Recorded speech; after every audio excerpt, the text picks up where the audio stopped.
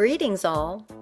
Are you wondering what in the world is this person doing standing up on a counter using a broom to sweep? After all, aren't brooms meant to sweep floors? Well, in case you don't know me, I'm Lady Loco, and I do a lot of crazy things, but there's always method to my madness. Hey, I've been in some really good therapy lately, and I'm so happy because all these years, for some reason, I've had really massive sexual confusion. I was raised to believe that men were the leaders of the family, okay? And that wives or women were supposed to follow the men leaders. Well, so that's how I was brought up to believe. But the more I see, the more I really am confused about that. I was actually taught that a man and a woman would get married and become as one and definitely leave their fathers and mothers. Well, that is actually a different subject and for a different video. Because the other thing that is really confusing to me is I always thought when I heard the word naked, I always thought that was about people. And now they have these drinks that they're called naked. So what's with that?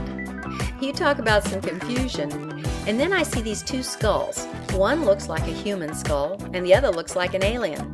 So are these real? Or is this a man and a woman's skull?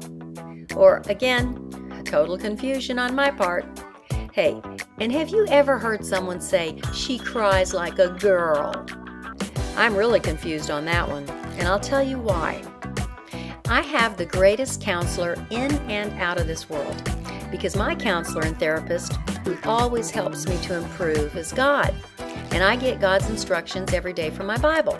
So this is what I know about crying, and whether crying is just for girls, or it's just a girl thing, because in actuality, it is not.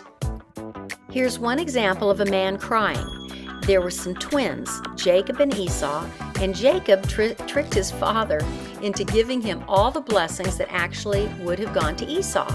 When Esau found out, oh my heavens, he broke down and wept. Now that's in Genesis 27:38, the New Living Translation.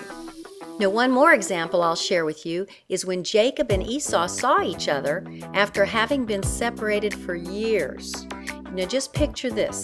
Jacob was coming up the road and Esau was too excited to even wait. So he runs to his brother and hugs him, and both of them were in tears. That's in Genesis 33:3. Is that beautiful or what? Oh, and just recently I saw a really cool shirt that taught me about dry tears. I've never heard of dry tears before. And if you read this, wow, it is powerful. You know, there are all kinds of tears. Tears of joy, tears because you laughed so hard that it made you cry, tears that you can blame on that fresh onion you were cutting, tears of sorrow and tears of grief. You know, there are so many different kinds of tears, but you know that it is not just for men or women. We all have cried at some time in our lives. Oh, well, I don't know about you, but I am so relieved because now I know that crying isn't about being a boy or a girl, so there's no sexual confusion on that. So you can just chuckle to yourself if someone says, oh, you cry like a girl, because you know it's just a silly, outdated expression that really has no mean intent usually. And you know what? The most wonderful thing of all is, just think about this one. Jesus wept. And if you want to find out why, just go to John 11:35.